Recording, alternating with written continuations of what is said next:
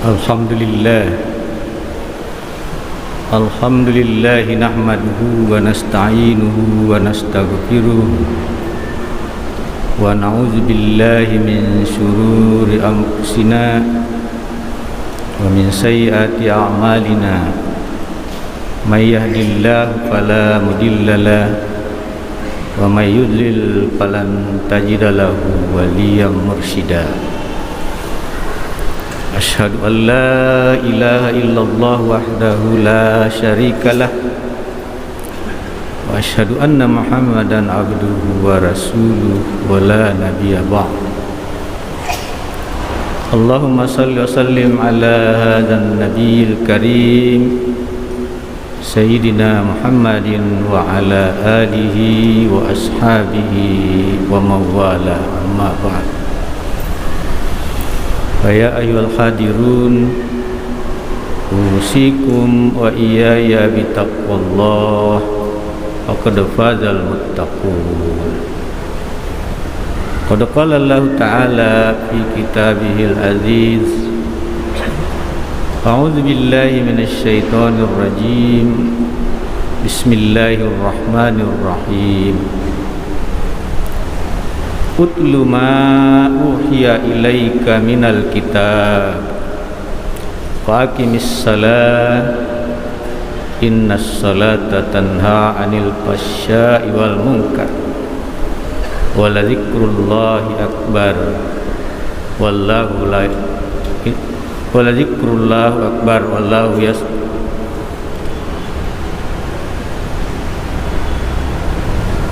sadaqallahul azim. Summa qala Rasulullah sallallahu alaihi wasallam, salatul jama'ati afdalu min salatil fardhi bi sab'i wa isrina darajatan. Wa sadaqa Rasulul Karim. Kaum muslimin jemaah Jumat yang dimuliakan oleh Allah Subhanahu wa taala, seraya kita senantiasa memanjatkan puji dan syukur kehadirat Allah Subhanahu wa taala, saya kembali mengajak diri saya sendiri dan jemaah Jumat sekalian yang dimuliakan Allah untuk sekali lagi menghayati dan merenungkan dan senantiasa mengamalkan perintah Allah dan Rasulnya, peringatan-peringatannya. Salah satu di antaranya adalah firman Allah Subhanahu wa taala dan hadis Rasulullah sallallahu alaihi wasallam sebagaimana yang saya kutip dan bacakan pada iftitah khutbah kita hari ini. Dalam kesempatan hari Jumat yang penuh berkah ini, saya coba mengambil tema khutbah kita, yaitu pentingnya salat berjamaah. Demikian pentingnya salat berjamaah, maka sungguh banyak ayat, lebih-lebih hadis-hadis Rasulullah sallallahu alaihi wasallam menjelaskan tentang itu. Salah satu hadis Rasulullah sallallahu alaihi wasallam yang diriwayatkan oleh bukan saja Imam Bukhari wal Muslim, tetapi juga diriwayatkan oleh ulama-ulama hadis yang lain seperti Imam At-Tirmidzi, Ibnu Majah, Abu Dawud, Baihaqi, Imam Al-Hakim dan lain-lain. Kalau saya boleh menggunakan istilah, hadis ini diborongi oleh hampir semua ahli hadis. Apa bunyi hadis itu? Salatul jama'ati afdalu min salatil fadzi bi sab'i wa isrina darajat.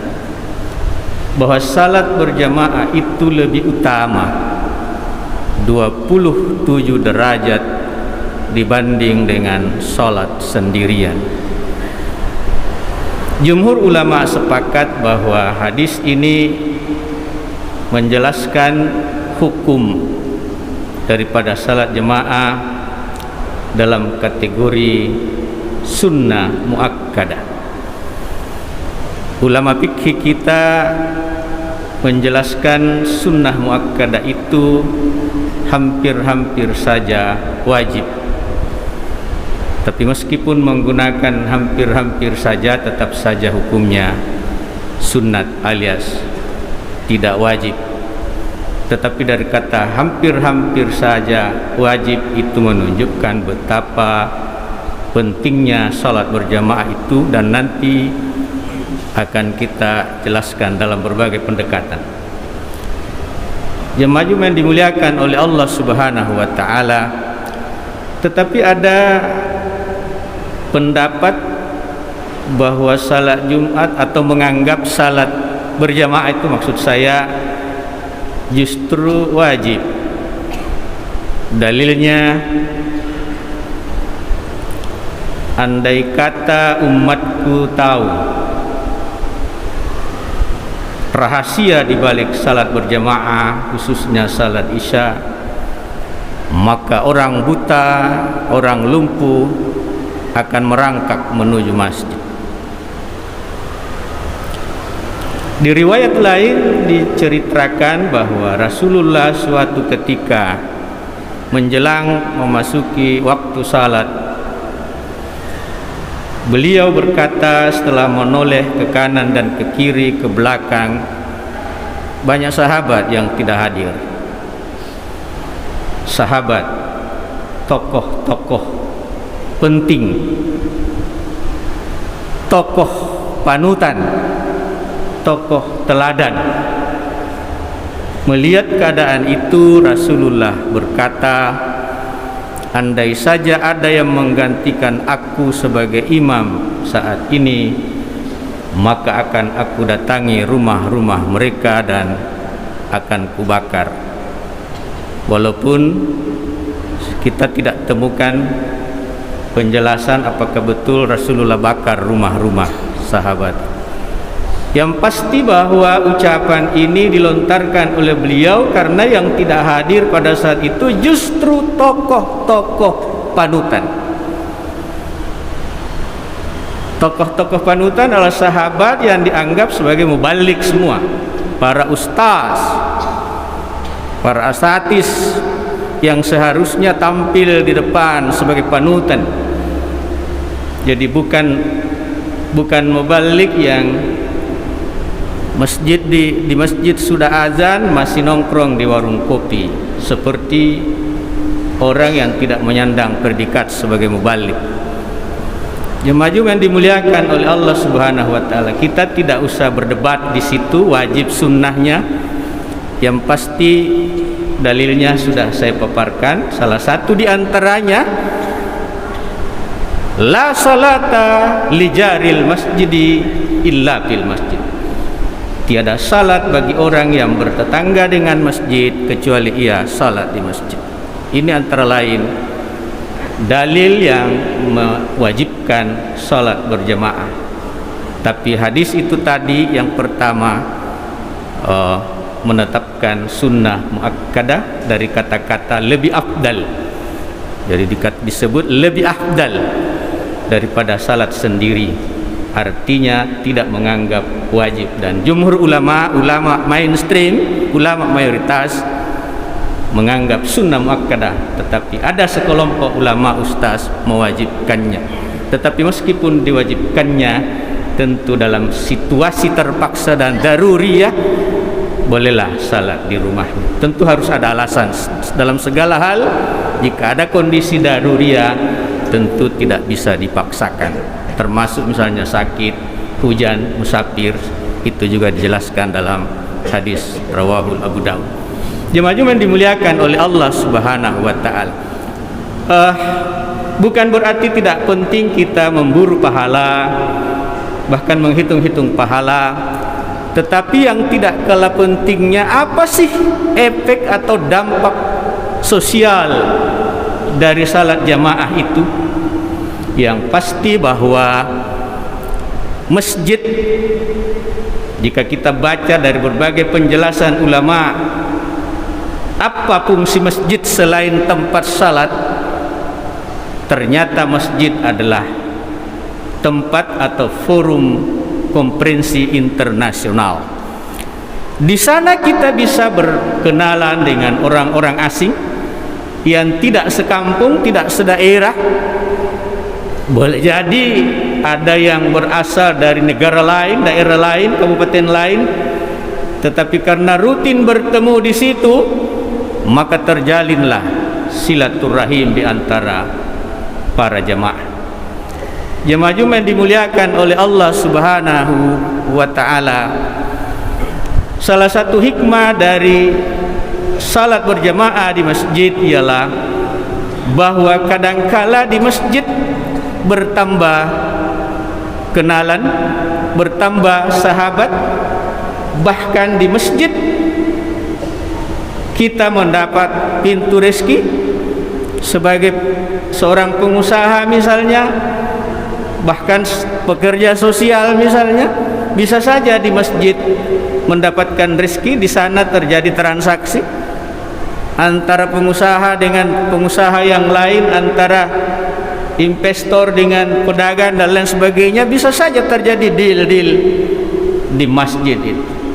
Jemaah yang dimuliakan oleh Allah Subhanahu wa taala, dan itu jelas akan berefek pahala. Bukankah bersilaturahim itu diperintahkan oleh Allah Subhanahu wa taala? Man kana yu'minu billahi wal yaumil akhir falyasil rahimah. Barang siapa yang beriman kepada Allah dan hari akhir, maka sambungkanlah silaturahim. Jemaah yang dimuliakan oleh Allah Subhanahu wa taala. Di era modern, di zaman masyarakat yang semakin maju dengan segala peradabannya, kemajuan di berbagai aspek, salah satu di antaranya adalah aspek alat telekomunikasi yang menyebabkan kita tidak perlu lagi menyeberang ke rumah tetangga kita, bahkan ke orang yang jauh dari kita. Cukup angkat telepon, ada keperluan sampaikan, tidak perlu mendatangi mereka, bisa bicara lewat telepon. Dan ini berdampak pada krisis silaturahim di zaman sekarang ini. Sejalan dengan kemajuan dan perkembangan masyarakat, hampir kita semua punya kesibukan masing-masing yang nyaris tidak ada lagi waktu untuk bersilaturahim. Dan karena itu kemudian lahirlah ide mengadakan apa yang disebut dengan halal bihalal, karena nanti di tempat atau waktu-waktu seperti itu baru kita bisa bertemu di suatu tempat bersama keluarga kita, karena kita punya kesibukan masing-masing dan berbeda-beda kesibukan kita, tempat kerja kita, dan seterusnya. Mengatasi masalah ini solusinya salah satunya adalah berjamaah dan bertemu di masjid. Ada yang menarik, pengalaman dua orang intelektual dari Indonesia menghadiri konferensi internasional di Paris, Prancis. Saat rehat, istirahat, makan dan sholat, selesai sholat, kedua tokoh ini bertemu dan bercakap, saling menanyakan asal masing-masing. Antum dari mana? Anda dari mana? Saya dari Indonesia. Oh, saya juga dari Indonesia. Di Indonesia Anda di mana? Saya di Bandung. Oh, saya juga di Bandung. Di Bandung Anda di mana? Saya di jalan apa itu? Saya lupa. Oh, ternyata kita berada di jalan yang sama. Nomor berapa? Begitu disebut nomornya, tetangga dekat, tapi tidak berkenalan.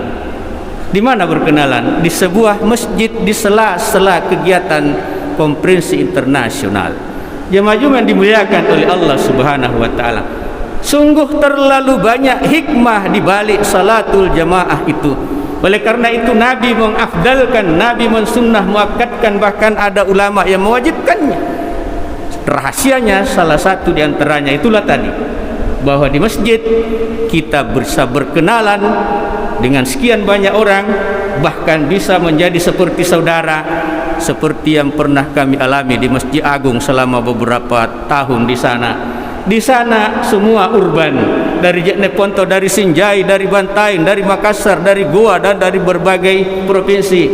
Tetapi karena kita siang malam 5 kali sehari, 5 waktu, 5 kali sehari semalam bertemu minimal, karena kita salat berjamaah, akhirnya kita menjadi intim, menjadi akrab. Jemaah yang dimuliakan oleh Allah Subhanahu wa taala. Oleh karena itu, dari mimbar yang mulia dan penuh berkah ini, saya mengingatkan diri saya sendiri dan kita semua, mari, jikalau tidak ada hal yang daruriyah, maka kita harus hadir di masjid. Demi apa? Demi terpautnya silaturahim di antara kita. Demikian pentingnya salat berjamaah untuk silaturahim, untuk kebersamaan di antara sesama jamaah, untuk meningkatkan ukhuwah Islamiyah, persaudaraan di antara kita. Maka Rasulullah sallallahu alaihi wasallam ketika memimpin jamaah, setiap selesai salam, ke kanan dan ke kiri ia balik ke belakang. Balik ke belakang seolah-olah mengabsen sahabatnya, siapa yang tidak hadir, dan beliau bertanya kepada yang hadir, si fulan di mana kok tidak hadir? Si A, si B di mana tidak hadir? Ada yang menyampaikan bahwa sahabat A sedang sakit. Kata Rasulullah, kalau demikian mari kita besuk sahabat kita itu yang sedang sakit. Jadi imam tetap, jamaah tetap, sebenarnya adalah penting jikalau terjadi komunikasi antara imam dan jamaah dalam rangka mempertautkan silaturahim kita. Bahkan untuk itu ulama kita, mayoritas ulama kita menganggap penting setelah selesai salat dan berdoa bersama, kita berjabat tangan satu sama lain. Sayang sekali ada lagi kelompok di antara saudara-saudara kita muslim yang membid'ahkan salaman sesudah salat berjamaah. Katanya tidak ada contohnya dari Nabi. Tidak usah cari contoh kalau kita sudah selesai salam, kecuali rangkaian salat harus benar-benar mencontoh Nabi. Itu pun tidak bisa dijamin persis sama, karena banyak yang melihat Nabi salat, di mana Nabi salat, seperti apa di tempat A salatnya, caranya angkat telunjuk kan sudah berbeda. Ada yang goyang-goyang, ada yang tidak, ada yang nanti asyhadu alla ilaha illallah baru angkat telunjuknya, ada yang bangun dari sujud langsung angkat telunjuknya, goyang-goyang, semua ada dalilnya. Ada yang melihat Nabi salat di atas pasir, sesudah salam usap mukanya. Ada yang melihat Nabi salat tidak di atas pasir, tidak usap mukanya. Terjadi sudah perbedaan pendapat. Jadi perbedaan atau ikhtilaf dalam soal-soal furu'iyah seperti ini tidaklah harus menyebabkan kita centang perenang, putus silaturahmi. Mari perbedaan itu kita jadikan kekayaan, kita diskusi, kita bikin kajian. Tujuannya adalah memperkuat ketahanan kita melalui silaturahim kita. Terlalu banyak kekuatan eksternal yang ingin menghancurkan persatuan umat Islam melalui pintu yang paling sensitif, yaitu membesar-besarkan, memperdebatkan hal-hal yang bersifat furu'iyah dalam ajaran atau dalam syariat Islam. Semoga dengan khutbah yang sederhana ini dapat menyentak pikiran dan rasa kita untuk kemudian coba kita iktikadkan demi meningkatnya ukhuwah Islamiyah di antara kita melalui salat berjamaah. Amin. Amin ya mujibas sa'ilin. Barakallahu li wa lakum fil Qur'anil Karim wa nafa'ni wa iyyakum bima fihi minal ayati wa dzikril hakim wa taqabbala minni wa minkum tilatahu innahu huwas samiul alim.